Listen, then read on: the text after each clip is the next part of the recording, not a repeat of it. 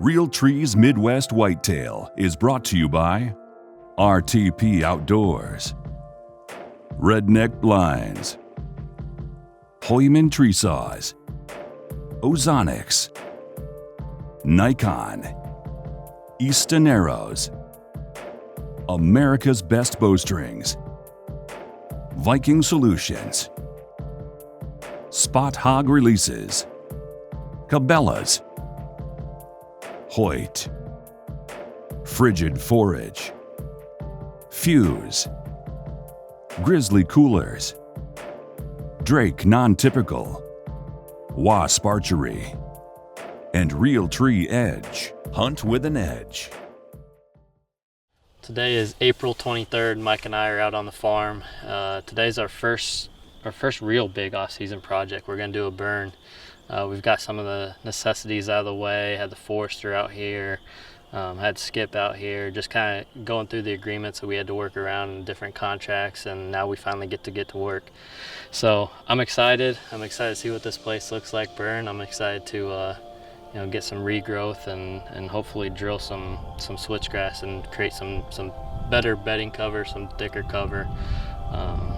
Just get going on these off-season projects that we've been looking forward to doing so long. So we're gonna get started. It's about 4:30 now, and we have quite a few acres to burn. So yeah, about 52. Yeah, we're gonna try to get going.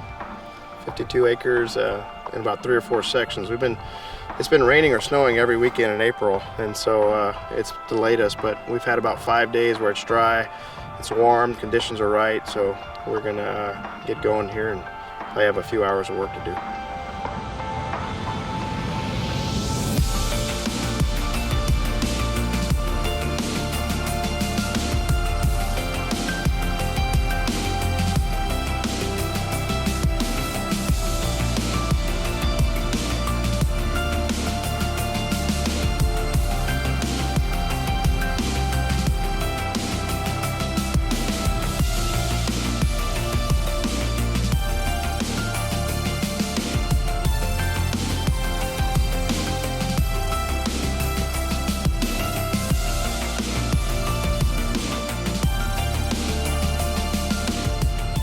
So the section we're burning right now is about 15 acres, and we just lit the downwind side, burned into the wind a little ways. We got 50 to 60 feet burned in.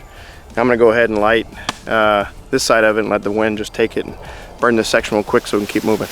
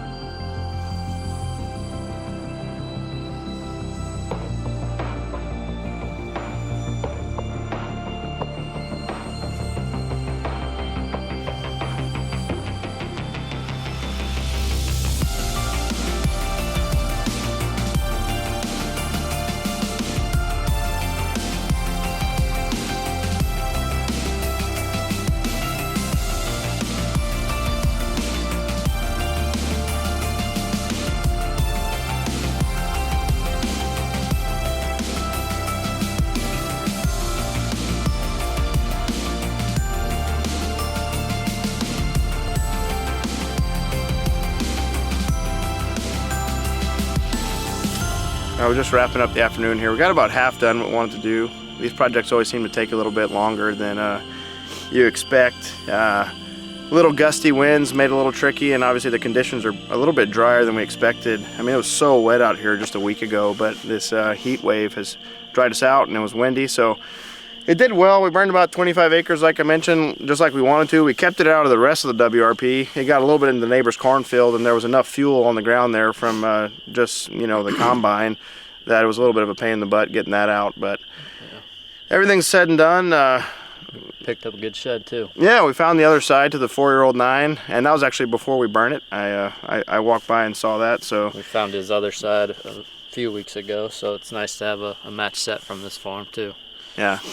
This was going to be interesting from the beginning just because it hasn't been burned in years, and there's so much dead, dry wood out there and just things like that. Next time we do this around, it'll be a little bit easier having fire breaks around the edges and whatnot, but every experience is a learning experience, and it's unfortunately, one of those things where it can get a little exciting, but it's a necessary thing to get done. We're going to keep pushing forward with our off-season projects, and it'll be great to establish a trail system and some good food plots out here and get this place like we want it. Yep, it's a good project to get done, like Mike said, and our plan is we're going to let some regenerate, but some spots we may come in and try to drill some switchgrass and see how it does. Like I mentioned earlier, just create some more cover.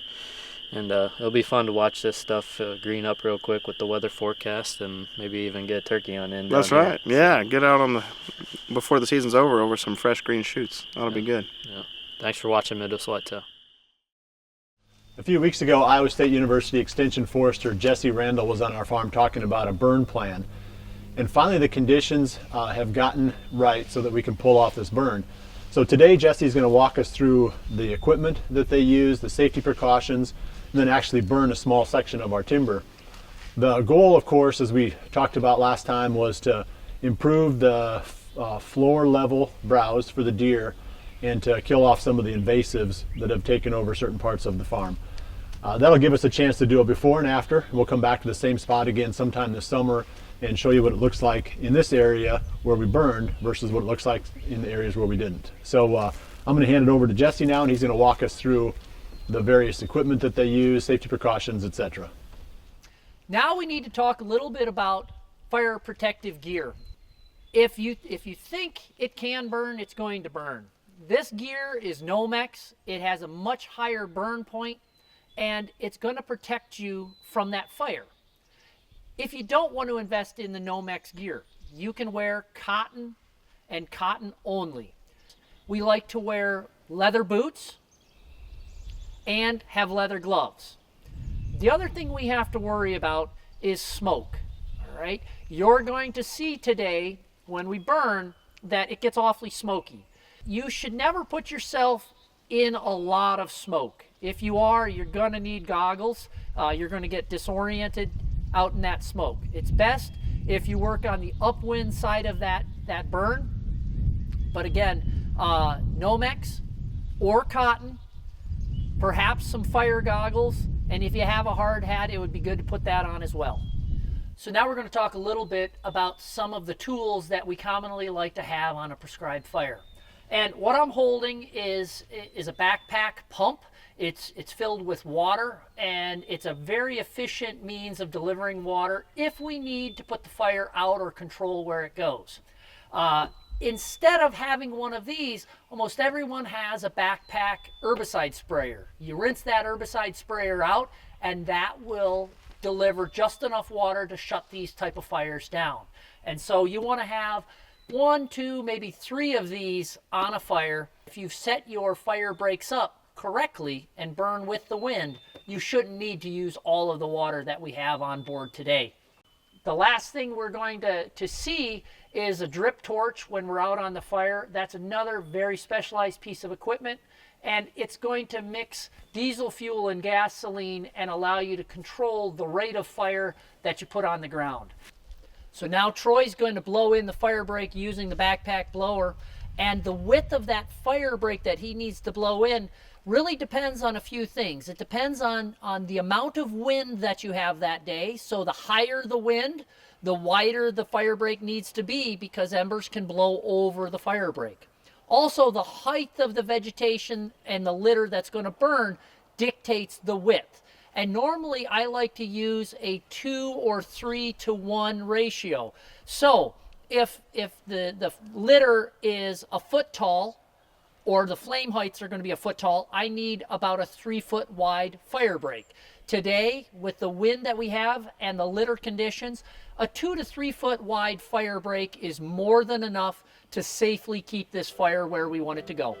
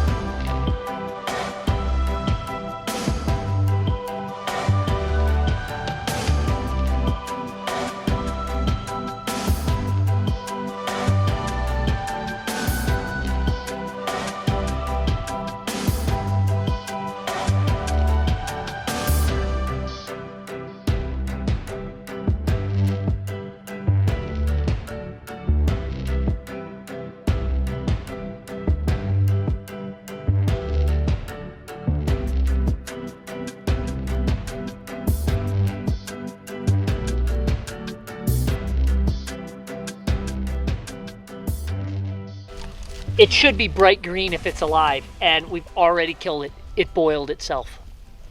That's the power of waiting till these guys, so they've leafed out, so a lot of energy is up here. The sap has risen in the tree, and we boiled the base of this tree. And so these are not fire adapted. So if you look up here, where the heat didn't get, it's still bright green in the vascular structure.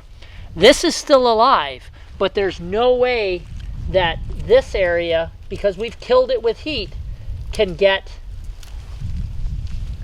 moisture and nutrients to the top. So we've effectively killed these invasive plants.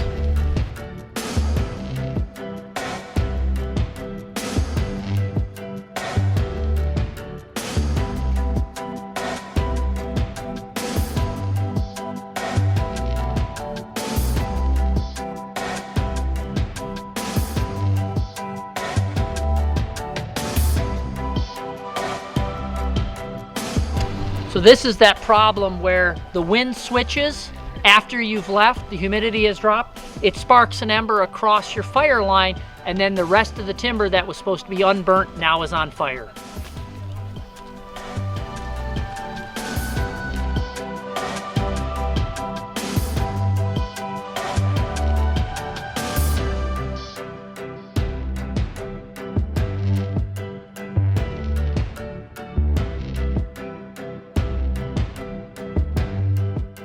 Well, we got the project wrapped up today, and Jesse said it was a good burn. I haven't been around any timber burns before, so I didn't have anything to compare it to, but he felt good that we killed off our invasives.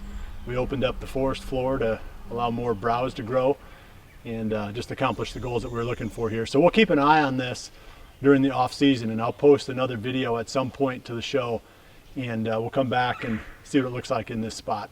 Well, I appreciate you joining me today, Jesse. It was a pretty good project. Thank you. Yeah, it worked great. Thanks for having us. Back on March 12th, I did a video blog as I went searching for the sheds from a certain buck that I'd gotten a lot of trail camera pictures from and filmed during the 2017 season. It was a tremendous 3.5-year-old buck that I figured probably in the 160s, low 160s range, a deer that I thought was going to be, I would say genetically had the potential to be 180 plus this year as a 4-year-old and should cap out well over 200 inches. Well, it's with somewhat of a heavy heart that I head into the woods today because Jared Mills was in here turkey hunting this past weekend and found that buck laying dead right in the very middle of the farm. So I'm going to go back in there and get him, bring him back up here, and then catch up with the game warden and get a salvage tag for this deer. But I wanted to show you the deer, maybe talk a little bit about buck mortality once I get down there, but it's just it's a disappointment that we face as deer hunters. Not even just deer managers, because even when you're hunting on permission, even when you're hunting public land, occasionally some of these deer that you're most excited about hunting turn up dead.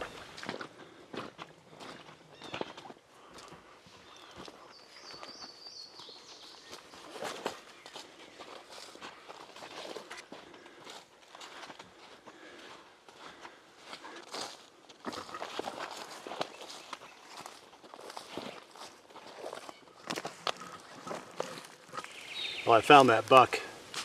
I'll tell you the interesting thing about this, I mean, obviously it's a bummer. I've already been into that. What great potential this deer had so young, and then to find him dead like this. This is the very middle of the farm. I'd say the heart of my sanctuary here, a spot that I almost never go. It's unlikely that this deer died of anything other than another buck killing it. In a spot like this, I mean, it's a long ways away from any property line, a long ways away from any road, and it's not a place that I would expect that he could have gotten, killed by somebody.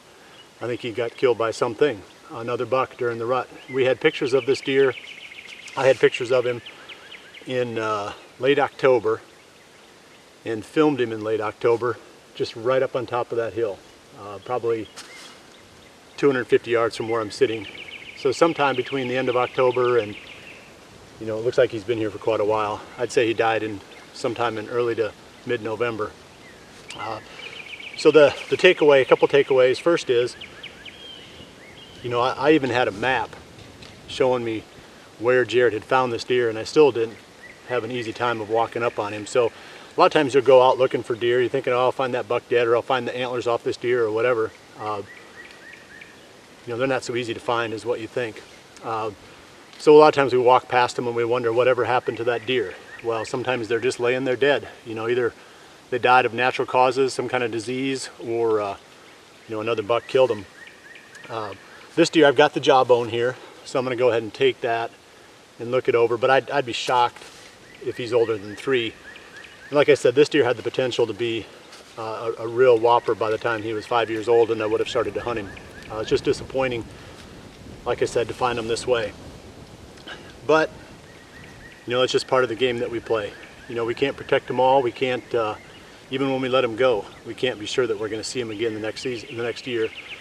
I'm going to let you go here. We've got, I keep saying it every week that we're going to be in the fields, but I know this coming week I've got to be in the fields. Looks like the forecast is good. I'm going to start putting some seed down with my Genesis planter and get some stuff growing on this farm. Well, I appreciate you joining me. I'll see you right back here again next week for the next episode of Midwest Whitetail. And remember to always dream big.